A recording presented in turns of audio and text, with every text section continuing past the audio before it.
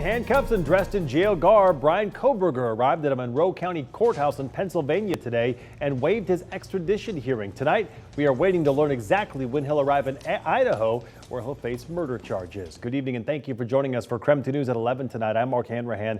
People all across the nation have watched closely as the Moscow Police Department, the FBI, and now the Pennsylvania State Police work to bring justice to the families of 4 murdered University of Idaho students. Tonight, they may be one step closer. Any minute now, we are awaiting the arrival of Bryan Kohberger, the suspect accused of murdering 4 University of Idaho students almost 2 months ago. He was arrested last week in Pennsylvania. So take a look. Right now, you are looking live at a flight tracker showing a Pennsylvania State Police aircraft that took off earlier this morning. We have been watching it steadily make its way across the country, now toward the Pullman-Moscow Regional Airport. You can see it is currently flying over North Idaho, and of course, we are closely tracking the progress of this flight. This is the aircraft, again, that we believe Bryan Kohberger is on as he is being transported now from Pennsylvania back to Idaho to face 4 first-degree murder charges in the deaths of those 4 University of Idaho students. Let's take this shot full if we can of the plane, because I believe we can see him right there in the red jumpsuit right there. That's what he was wearing yesterday in court, the red, and it appears he's being escorted by deputies to a car right there. Bryan Kohberger, the man accused of killing 4 University of Idaho students, now on the ground right now at the Moscow Pullman Regional Airport. Appears he's been loading into a police SUV. Again, from here, he'll be taken over to the Latah County Jail, where he'll be processed. We actually just watched the suspect, Bryan Kohberger, arrive here. It was a very quick entrance. If you can see at the front doors to the sheriff's office, there are some law enforcement officers. It looks like maybe Idaho State Police troopers who are standing outside. Those were the gentlemen that we saw earlier this evening. But man, just in like a matter of seconds, we saw 2, 3 law enforcement vehicles coming into that gray garage. They were very quick about it. The door opened, the car went in, and they immediately closed the door. We didn't really even get a glimpse of the occupants of the vehicle. No bail given to the man accused of killing 4 University of Idaho students as he faces an Idaho judge for the first time today. Now, this initial appearance was very quick, and the courtroom was completely full of members of the media. But sitting in the front row was the family of Kaylee Gonsalves, one of the murdered University of Idaho students. Now, during the hearing, the suspect showed no emotion and said very little, meaning he only responded to questions the judge had for him.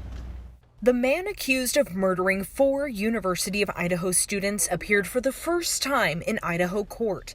Bryan Kohberger is charged with 1 count of burglary and 4 counts of murder. In his initial appearance hearing, the magistrate judge read through each of those charges. Do you understand? Yes. The max penalty for each count of murder in the first degree is death or life in prison. Kootenai County's chief public defender, Ann Taylor, is representing the suspect. She was also the defense attorney in a high-profile case 17 years ago in North Idaho. Jonathan Ellington went to trial twice in a fatal road rage case and was eventually found guilty of murder and aggravated battery. I have court-appointed counsel. Kohberger's attorney argued against him being held in jail without bond, but Latah County prosecutor Bill Thompson told the judge Idaho law does not entitle the suspect to a bond because of the charges against him, adding that he was arrested across the country from Moscow. The judge decided Kohberger will remain in jail without bail. She also gave the suspect a no-contact order, which prohibits him from having any contact with the victims' families, friends, and the surviving roommates. Shortly after the hearing this morning, the attorney representing the Gonsalves family commented on their behalf. It's obviously an emotional time for the family, seeing the defendant for the first time.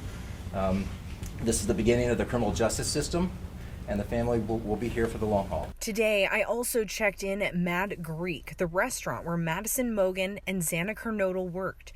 The staff say they do not recognize the murder suspect or recall serving him.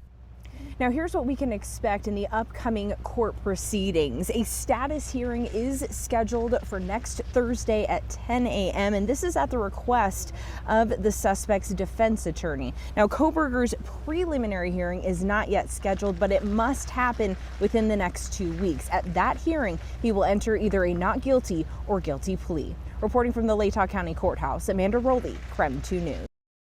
We begin tonight with new developments in the case against the man who is accused of murdering 4 University of Idaho students. An Idaho grand jury has indicted the suspect, Bryan Kohberger, on all charges. The Latah County District Court clerk confirmed he will now appear in court this coming Monday morning, where he will likely enter a plea. We know there are a lot of questions circulating online about this indictment, and Mark, you and the Verify team worked to get some answers. Our Verify team has been looking into several claims and questions to help you sort out what's true and what's not true about the Kohberger indictment. So let's start with the claim there was a secret trial. One person on Twitter implying that Kohberger is not getting a fair process. Well, this claim is false. A grand jury does their work in secret, but they don't decide guilt or innocence only if there's enough evidence or probable cause to move forward with charges. Before a felony case can move forward in Idaho, the prosecution has to prove there's enough evidence to make a case. This can be done through either a preliminary hearing or through a grand jury, which leads us to our second question. Will there still be a preliminary hearing coming up in June? Well, the answer to that is no. The grand jury indictment serves the same purpose as the preliminary hearing, in this instance, allowing the case to move forward. We've also received questions about the grand jury. When did they meet and what evidence was presented? Well, the answer to this remains unknown at this time. Idaho law requires members of a grand jury to keep secret whatever is said or done in proceedings. The judge also sealed the names of all the witnesses who appeared. Court documents show the grand jury presented the indictment to the judge yesterday, but did not reveal any other details about when or for how long the grand jury met. Now, we can also verify the case is staying in Latah County. There is a new judge assigned to the case, but it has not been moved. One final question, will Kohberger face the death penalty if he's convicted? The answer right now, well, that's just not known right now. The prosecution has not yet filed to seek the death penalty, but they still could before the trial gets underway. Your Honor, we will be standing silent. Earlier today, the man suspected of murdering 4 University of Idaho students stood silent as a judge entered a not guilty plea on his behalf. Good evening and thank you for joining us for KREM 2 News at 6 tonight. I'm Mark Hanrahan. And I'm Whitney Ward. The suspect, Bryan Kohberger, appearing in court for the first time in more than 5 months. This came after last week's surprise indictment by a grand jury on 5 charges related to the murders of Ethan Chapin, Kaylee Gonsalves, Madison Mogan, and Xana Kernodle last November. We have crews in Moscow right now bringing you KREM 2 team coverage. Janelle Finch has been gathering reaction from Moscow. Let's start though with our Amanda Rowley, who was inside the courtroom and explains what it means to stand silent on the charges. When Bryan Kohberger chose to stand in silence in his arraignment this morning, that meant he chose to say nothing or take a stance on being guilty or not guilty. And by doing this, the judge must then enter a not guilty plea on his behalf. According to the indictment from the grand jury, Bryan Kohberger faces 5 charges, 1 count for burglary and 4 counts of first-degree murder. This morning, the judge entered a not guilty plea on Kohberger's behalf on all these charges. Then we heard what the maximum penalties are if he is found guilty of all charges in a consecutive sentence. You could be facing 10 years in prison, followed by 4 consecutive life sentences or death penalties, fines of up to $200,000 and $20,000 to be paid directly to the families. We're still waiting to find out if this is going to be a death penalty case. We'll know more in the next 60 days. Why then? That's the deadline for the Latah County prosecutors to file their intent to seek the death penalty. We know there's a strong possibility this will be a death penalty case. That's because the county entered an agreement months ago to find a defense attorney who is qualified to represent a client who could face the death penalty. The arraignment this morning wasn't Kohberger's only hearing today. He returned to the court about 30 minutes later for 2 additional hearings focused on the gag order in the trial and a motion to compel discovery. The gag order was put in place by the original judge in this case. Today was a scheduling hearing for 2 different issues. The first, the Gonsalves family attorney wants clarity so he can speak on behalf of his clients. I'm just addressing a couple of clarifications and amendments that would allow myself as an attorney to speak on behalf of my clients. The second was a media coalition fighting for more public information to be released in the case. The judge did not make any decisions today on the gag order, but he scheduled both motion hearings on June 9th. Now, the trial for Bryan Kohberger will be here before you know it. Today, the judge scheduled the start of that trial on October 2nd. Now, defense attorney Ann Taylor told the judge she expects the trial will last between 4 and 6 weeks. Reporting in Moscow, Amanda Rowley, KREM 2 News. Also, today was the first time those murder victims' families saw the suspect in the courtroom in more than 5 months. KREM 2's Tim Pham sat near the Gonzalez family during the emotional hearing today. He continues. Our team covers tonight. I've been here at the Latah County Courthouse all day, and about 10 minutes before the suspect's arraignment started, we saw the Gonzalez family walk into the courthouse. You see here Steve and Christy Gonzalez, Kaylee's parents, Olivia, Kaylee's sister, as well as Shannon Gray, the family attorney. As soon as the arraignment began, you could see just how difficult this day is for the families. I was actually sitting right behind the Gonzalez family as they watched the suspect sit just feet away from them. I could also hear that family say it wasn't respectful for the judge to mispronounce Kaylee and Xana's name. Also in the courtroom was Kaylee's 3-month-old niece, who she never had the chance to meet. The family's attorney texted me after today's arraignment and told me that today is just the beginning of a long journey for the families. Reporting in Latah County, I'm Tim Pham, KREM 2 News. Well, just a short time ago, we have confirmed prosecutors will seek the death penalty for the man who is accused of killing 4 University of Idaho students, Bryan Kohberger, if he is found guilty. This all comes about 40 days after he was formally indicted by a grand jury. The University of Idaho is moving forward with plans to create a garden for Ethan Chapin, Xana Kernodle, Madison Mogan, and Kaylee Gonzalez, the 4 students who were brutally murdered almost a year ago. So far, the project has raised more than $200,000, all of which will go toward a permanent memorial for all students who never lived to see graduation day. What happened last November was a very significant tragedy for our campus, as well as in our entire community. So within the garden itself, we'll have a specific memorial honoring the memory and legacy of the 4 students we lost in November. But the entire healing garden is all about all the vandals that we lose over the years. The university says at this point there are no plans for a memorial on King Road where the students were murdered. The house will be demolished, but at this time a date has not been set.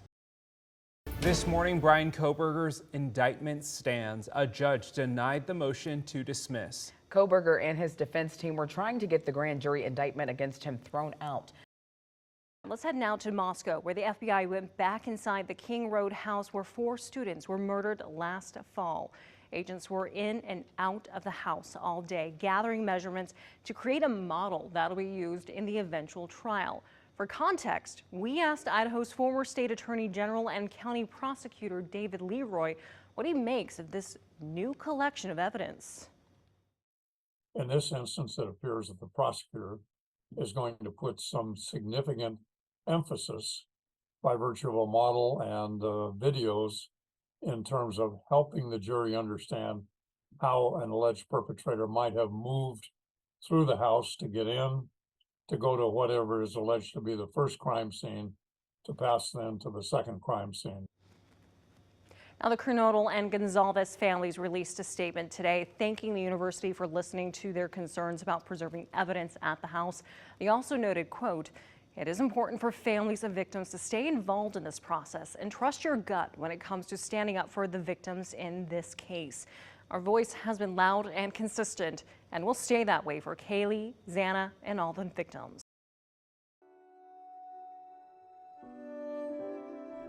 We miss her so much. It has been 1 year.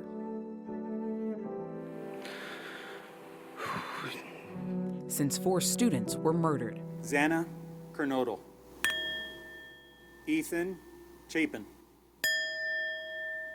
Kaylee Gonzalez, Madison Mogan. It's shocking it's been a year. 1 year later, mourning an intangible loss. She was the sweetest, smart, loving. This morning, Maddie's dad talks to us in a KREM 2 exclusive. You just miss her every day. She was the best child I could have asked for. 1 year later. I'd give anything to hug that kid again.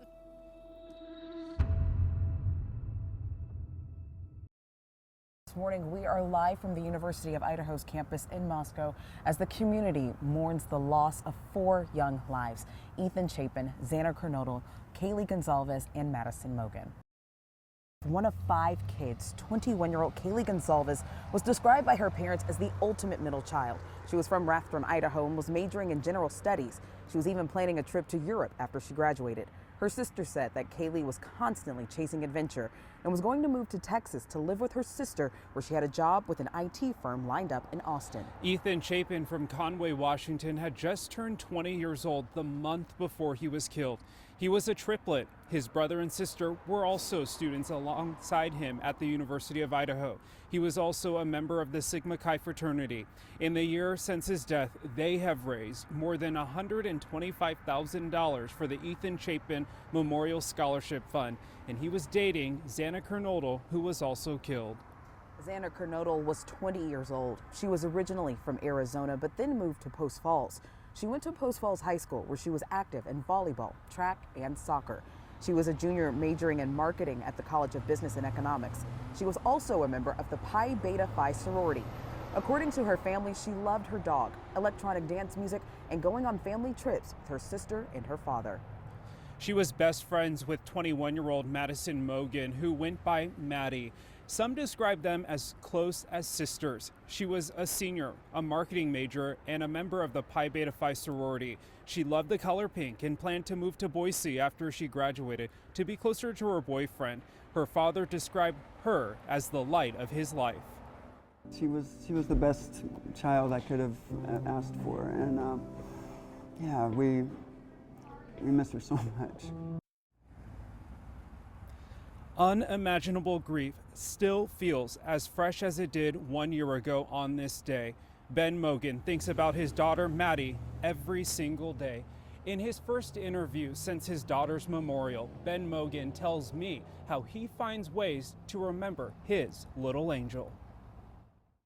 This is the tattoo that I got to remember Maddie. Maddie Mogan, she is my little angel, has always been her dad's angel. Having her in my life got me through a lot of dark moments. Maddie is Ben's light, his reason to live. Well, I wouldn't be here without her. Here, living his life, but also here. And hot, not iced, please. At this Coeur d'Alene Starbucks. The last time that we ever went somewhere together, it was here. There used to be a table right over here, and that's the one that we sat at.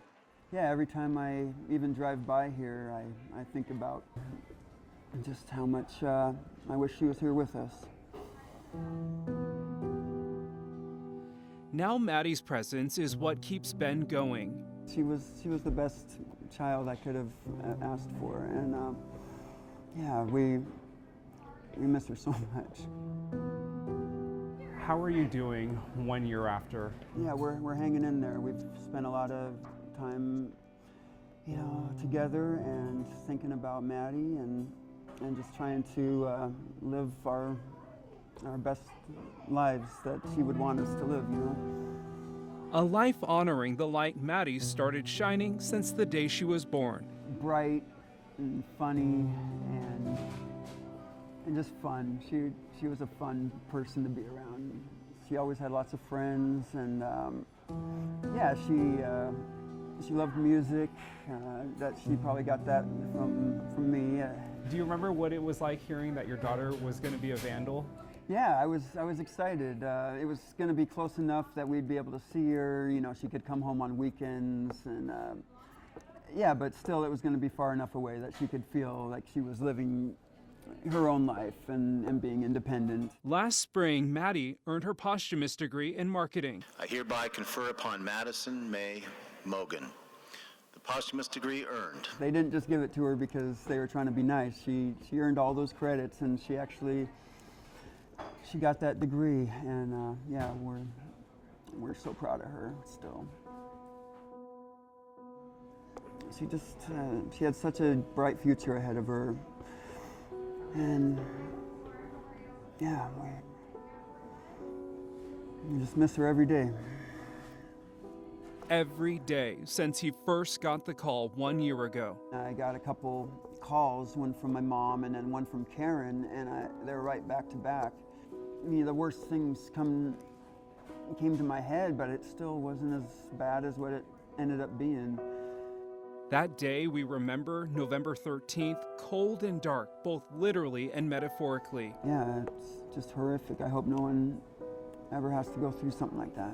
But now even Maddie's name, Maddie May, a symbol of light and kindness. Maddie May Day is something that my sisters came up with. We just wanted to have her birthday, May 25th, be a day that we celebrate and that makes people's lives better in the name of Maddie May. A bright spring day that Maddie's legacy makes even brighter. And so every year on that day, we're going to just do a random act of kindness. Spreading the light Maddie touched so many with. I'll have people come up to me even now, a year later, and say, hey, I just wanted to tell you how much Maddie meant to me.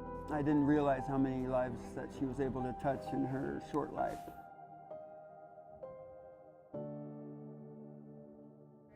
Where are you in the stages of grief right now?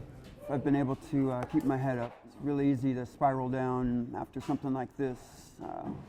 365 days missing milestones with his Maddie May. It's why he holds things like this close to his heart. She wrote, Happy Father's Day. I hope you have the best day. I can't wait till we can hang out again soon. This was the last Father's Day card Maddie gave her dad. I'm proud of how far you've come.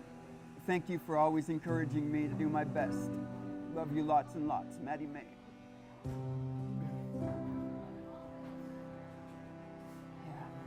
My mom got me a little silver angel wing to remind me that Maddie's always with me. When I feel that she's looking down on me or that she's there with me, I say it out loud. I say, I love you, Maddie, or I say, hi, Maddie, or something like that, so that maybe she can know that I'm thinking about her and how often I think about her. Because there's not a, she's always on my heart. Her presence lighting Ben's path, even 1 year later. Yeah, so I tell her hi multiple times a day, and maybe she knows. The Argonaut College journalists spend their time here, writing mostly for their fellow students. But over the past year, they collectively logged more than 100 articles on the Moscow murders for a worldwide audience. As a student journalist, you're learning on the fly. My desk is this one. You can tell because it's got underneath this paper all the old AP stat books on it. But for Abigail Spencer, learning this craft suddenly accelerated last November. Not at all like anything I've ever covered before. That's when the Argonauts news staff began reporting on the biggest story to hit the Moscow community in years. We're hearing reports it's more than one student, it's 4, and that they're dead. Spencer immediately dove into journalist mode, focusing only on the facts of the case. Every hour on the hour, I call the police station and ask for updates. It helped me stop from spiraling a lot because there was something concrete and tangible I could hold on to. But she couldn't ignore the underlying worry for her safety as a student. Honestly, there was a lot of fear. I lived at the time very close to the King Road house. I remember my little sister said to me, do you think the killer's going to come after you next because you're a reporter reporting the story?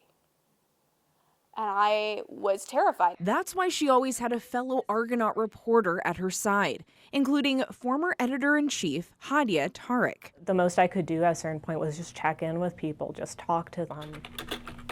Tariq, now reporting for the Idaho Press in Boise, recalls the difficulty in balancing being a journalist and a student during this time. Maybe initially that wasn't difficult, but later on I think it started to take a toll where I had to realize wow, I haven't processed this, have I? She began processing those emotions the night of the vigil to honor the 4 murdered students. She chose not to attend. And I didn't feel like I could just go as a student at that point either. I just needed a moment to take a break. I think that's when it really hit me wow, this has been a lot. But Spencer went to the vigil. I was very careful about I'm not a student right now. I'm a journalist. She soon realized that would be harder than she expected. Xana Kernodle. Ethan Chapin. I started crying and I couldn't stop. Kaylee Gonsalves. Madison Mogan. The lights came back up at the end of the vigil, and I was like, oh, right. I have emotions, right? Those exist, and I need to deal with them. Before she did that, I wrote several articles in the Sprint. Spencer reported her account of the vigil in the Argonauts Special Edition. Kneeling down through the stadium where the gongs of the bell as the name of each of the victims were read out for a moment of silence for each of them. I feel like I'm just back there.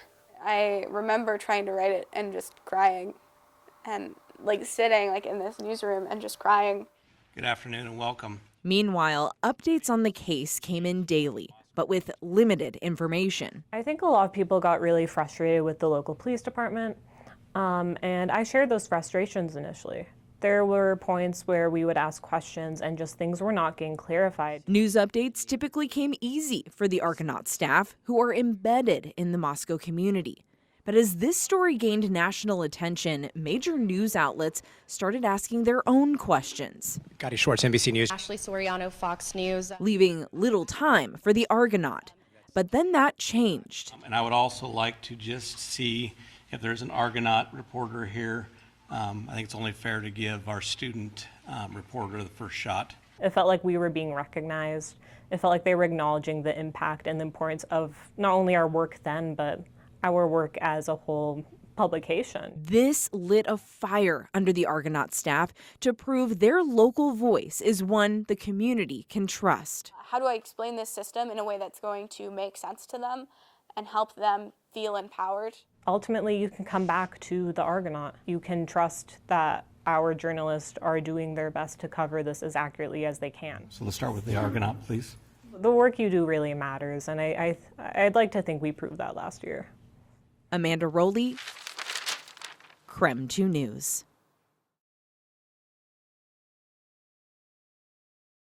The state of Idaho is requesting the murder trial of Bryan Kohberger to be scheduled for next summer, lasting 6 weeks. Kohberger is accused of murdering 4 University of Idaho students last November.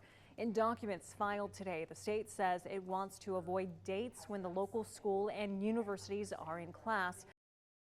We're taking a live look right now from Moscow, Idaho, where crews have officially started taking down the King Road house where 4 University of Idaho students were murdered last year. That was Ethan Chapin, Xander Kernodle, Madison Mogan, and Kaylee Gonzalez. And we were expecting crews to start this demolition process at 7 o'clock this morning. You can see they're getting an early start there, just 6:43 now. Our Brandon T. Jones has been there this morning as crews have started this process.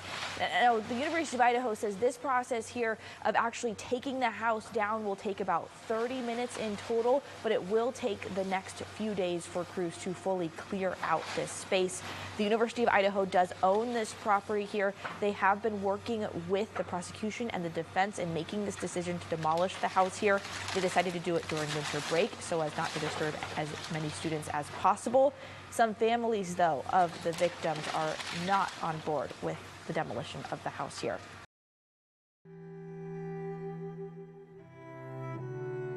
Dana, Maddie, Kaylee, Ethan, we love you. I love you. You guys are with the Lord now. Bless your souls. It's kind of crazy. Just to, just one day you wake up and it's just gone.